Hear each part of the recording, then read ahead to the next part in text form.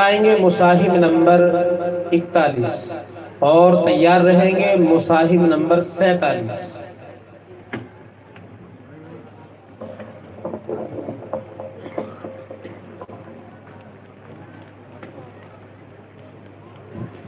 حامدا و مصلیا اما بعد، برسر اسٹیج تشریف فرما علماء کرام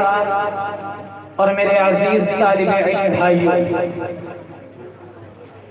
اس دنیا کے اندر رہنے والا کوئی بھی فرد ایسا نہیں ہے جو نبی پاک صلی اللہ علیہ وسلم کی خوبصورت سیرت کو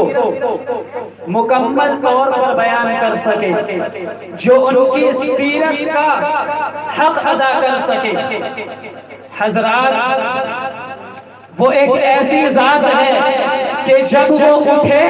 تو آسمان کو بلندیاں مل جائے، وہ بیٹھے تو دھرتی کو سکون آ جائے، وہ جس گلی سے گزر جائے وہ گلی خود پر فخر کرے۔ اور سنو مسلمانوں، اگر تمہیں رسول اللہ کی سیرت کا پتہ لگانا ہے تو آؤ اور چلو طائف کی تاریخ اٹھا کر کے دیکھو۔ جب رسول اللہ سرزمین طائف پر توحید کی تعلیم کے لیے تشریف لے جاتے ہیں اور یوں ارشاد فرماتے ہیں کہ او طائف والو، میں تمہارا ناصح ہوں، میں تمہارا مصلح ہوں، مکے سے سفر کی صعوبتیں برداشت کر کے تمہارے پاس اس لیے آیا ہوں کہ تمہیں گمراہی کی دلدل سے نکال کر عزت و عظمت کی فرازیوں پر پہنچا دوں، سینکڑوں خداؤں کی عبادت و پرستش کے بجائے ایک رب ذوالجلال کے آگے سجدہ ریز ہونے والا بنا دوں۔ مگر طائف کے شوریدہ چشم اور شوریدہ پست قوم نے آپ کے ناصحانہ جذبے کا صلہ یہ دیا کہ آپ کے جسم اطہر پر